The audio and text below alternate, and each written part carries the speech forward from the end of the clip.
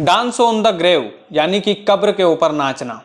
यह कहानी एक ऐसी लड़की की है जिसका पुलिस 3 साल तक पता लगाती रहती है और जब उसकी लाश मिलती है तो अपने ही घर के आंगन से मिलती है। ये कहानी शकीरा खलीली की है। वो शकीरा खलीली जो मैसूर के मशहूर दीवान के घर में पैदा हुई थी, जिसका परिवार बड़ा ही रसूखदार था, बड़ा ही इज्जतदार था। शकीरा खलीली की मौत कैसे हुई, इसकी कई सारी मिस्ट्रियां आपने देखी होगी, लेकिन जो कहानी मैं बताने जा रहा हूं वो बड़ी मजेदार है। शुरुआत से ही शुरू करते हैं। शकीरा के परिवार का जो बिजनेस था, जो व्यापार था, वो कंस्ट्रक्शन का था। उस समय कंस्ट्रक्शन का बिजनेस सन 90s की ये बात है। 90s में कंस्ट्रक्शन का बिजनेस यानी कि बहुत अमीर परिवार। उस समय पैसा बड़ा मायने रखता था। तो बड़े ही अमीर और रसूखदार परिवार में पली बड़ी शकीरा खलीली की मौत कैसे हो जाती है? दरअसल शादी से ही शुरू करते हैं। 1965 में शकीरा खलीली की शादी हो जाती है अकबर मिर्जा खलीली के साथ। और Shakira Khalili Akbar Mirza Khalili के साथ शादी करके बड़ी खुश थी। शादी के बाद शकीरा खलीली की 4 बच्चियां होती हैं। लेकिन कुछ दिनों बाद अकबर मिर्जा खलीली और शकीरा खलीली की बनती नहीं है, उनके बीच में अनबन हो जाती है। 19 साल बाद वो दोनों फैसला लेते हैं कि अब बन नहीं रही है तो हमें तलाक ले लेना चाहिए। तो सन 1984 में दोनों के बीच में तलाक हो जाता है।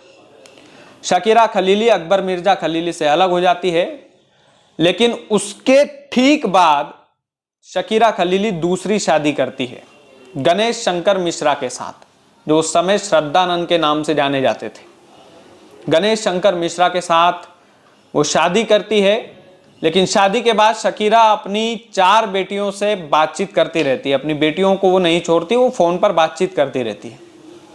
ये बात श्रद्धानंद को पचती नहीं है, यानी कि श्रद्धानंद को बिल्कुल भी ये बात रास नहीं आती है।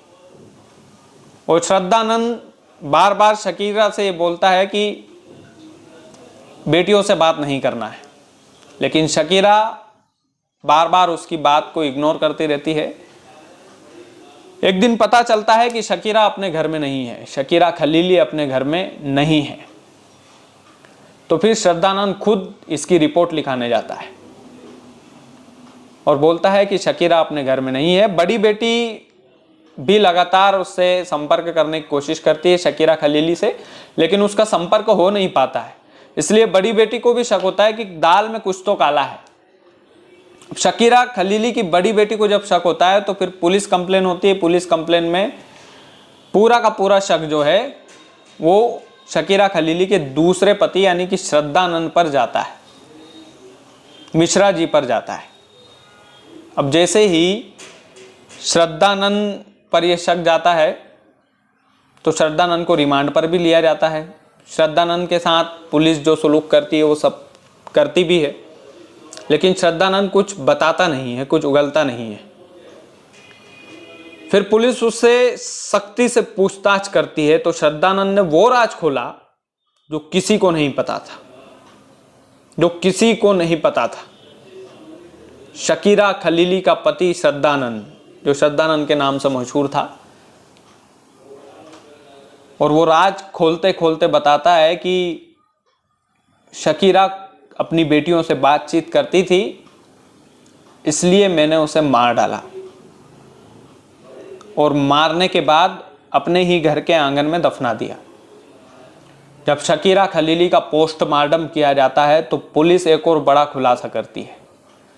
पुलिस खुलासा करती है कि शकीरा खलीली को जब दफनाया गया था तब वो जिंदा थी।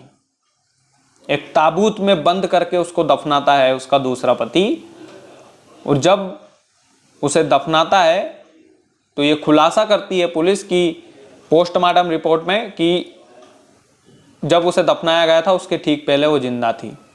इस बात का पता पोस्टमार्टम रिपोर्ट में ऐसे चलता है कि उसको नशीली दवाइयां देकर के ताबूत में बंद किया गया था और जिंदा उसको दफनाया गया था कब्र के अंदर, अपने ही घर के आंगन में।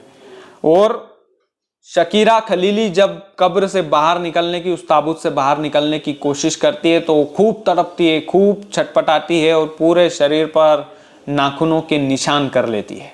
इतनी निर्दयी मौत उसकी होती है। यह मामला कोर्ट में जाता है और कोर्ट से उसके दूसरे पति को मौत की सजा सुनाई जाती है। मौत की सजा, सजाए मौत। लेकिन जब ये मामला सुप्रीम कोर्ट में जाता है तो सुप्रीम कोर्ट उसकी मौत की सजा को आजीवन कारावास में तब्दील कर देता है। इन शॉर्ट में ये शकीरा खलीली की ये कहानी 90s के ज़माने की है। लेकिन सुनने में ऐसा लगता है कि 90s के ज़माने में भी इतनी खौफनाक मौत किसी को दी जा सकती है क्या? सुनने में ऐसा लगता है कि 90s के ज़माने की कहानी पर आज फिल्म और वेब सीरीज बन रही है जिसका नाम है डांसिंग ऑन द ग्रेव, यानी कि कब्र के ऊपर नाचना। ये बड़ी ही इंटरेस्टिंग वेब सीरीज है या फिल्म है, मुझे तो नहीं पता, लेकिन बड़ा ही इंटरेस्टिंग आने वाला है कुछ। शम्स ताहिर खान जो कि बड़े जर्नलिस्ट है क्राइम की दुनिया के, वो इसमें अहम रोल निभा रहे हैं। और मतलब कैमरे के आगे का नहीं पता, कैमरे के पीछे इन्होंने काफ़ी इस केस में इन्वेस्टिगेशन की थी। तो ये शकीरा खलीली की कहानी थी जो कि एक दीवान की फैमिली से आती थी, अच्छा खासा परिवार था, लेकिन उसकी मौत इस तरह से होती है कि वो कब्र के अंदर ही किस तरह से तड़पी होगी आप सभी जानते हैं। बाकी मेरा नाम कृष्णपाल राठौर था, आप क्राइम बुक देख रहे थे। यह हमारा नया चैनल है, अभी तक आपने सब्सक्राइब नहीं किया है तो प्लीज़ कर लीजिएगा। इसी तरह की मिस्ट्रीज़ आपको सुनाता रहूँगा।